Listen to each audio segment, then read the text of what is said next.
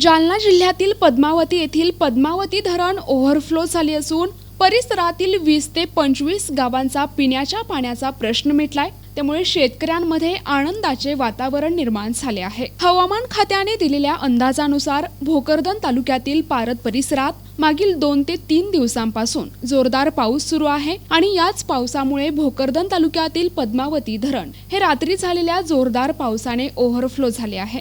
पद्मावतीचे धरण ओव्हरफ्लो झाल्यामुळे परिसरातील 20 ते 25 गावातील गावकऱ्यांच्या पिण्याच्या पाण्याचा प्रश्न मिटलाय। तसेच परिसरातील शेकडो हेक्टर जमीन शेतकऱ्यांची पुन्हा एकदा ओलीत झाली आहे।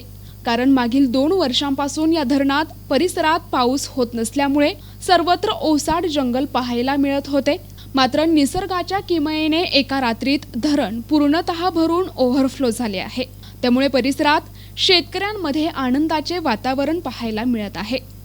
प्रतिनिधी मजहर खान पठाण, NTV न्यूज मराठी, भोकरदन, जालना।